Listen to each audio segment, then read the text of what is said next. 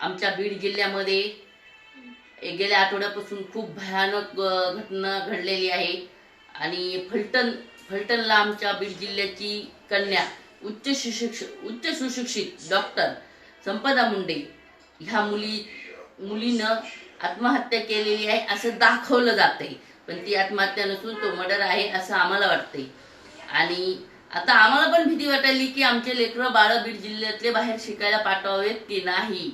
त्यांचा जीव मुठीत असतो, पालकांचाही जीव धडधड करत असतो।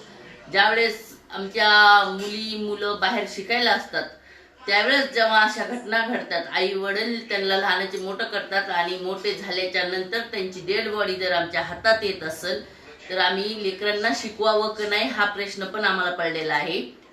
आणि संपदा मुंडेंच्या मृत्यूमध्ये जे जे कट कारस्थान करणारे आहेत त्या लोकांना पाठीशी घालण्याचं काम आदरणीय पूजनीय म्हणण्याच्या लायकीच्या नसलेल्या रुपालीताई चाकणकर आम्ही ठामपणे सांगतो, ह्या रुपाली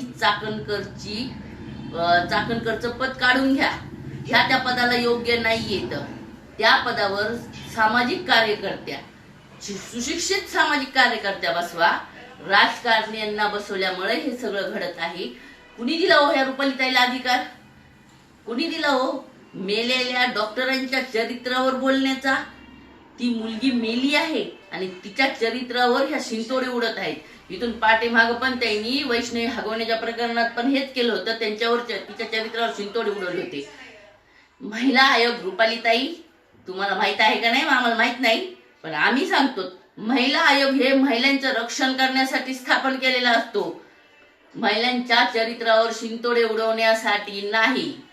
आम्ही अजितदादांना पण विनंती करतो, अजितदादा ह्या महिला आयोगाच्या बाईला दुसरं कोणतं तरी पद द्या, तुमच्याकडे घेऊन जा।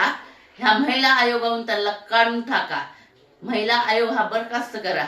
आणि ज्या माजी आजी सदस्य आहेत का, माजी सदस्य आज बीड मध्ये 2-3 सदस्य आहेत, त्या म्हणतात आम्ही आता सध्या कशाचं काम करतात गट्टावळे हो, कशाचं काम करतात तुम्ही? माजी सदस्य तुमच्याकडे पद नसताना आमच्याकडे पद आहेत, आम्ही महिला आयोगाच्या सदस्य आहोत। कशाचे सदस्य? पद गेले की तुमचे पद गेल्याच्या नंतर तुम्ही कशाचे सदस्य आहात? 2-3 वर्षाचे पद संपलेले आहेत, तुमचे पद बरखास्त झालेले आहेत, तरी पण आम्ही सदस्य आहोत, महिला आयोगाच्या सदस्य आहोत। कशाचे सदस्य आहात ग तुम्ही?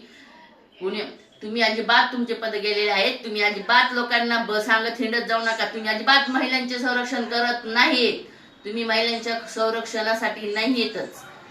आणि आता रुपालीताईने तरी ह्या प्रकरणामध्ये इन्व्हॉल्व होऊ नये, करू द्या त्या लेकीला, बीड जिल्ह्याच्या लेकीला न्याय मिळू द्या।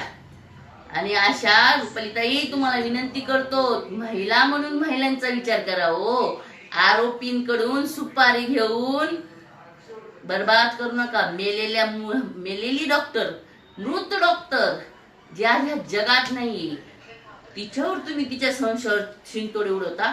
आणि भावांनो, बहिणींनो आणि समाज बांधवांनो, ज्या वेळेस काही सापडत नाही ना महिलांच्या विरोधात, त्यावेळेस महिलांच्या चरित्रावर बोललं जातं, बरोबर का नाही?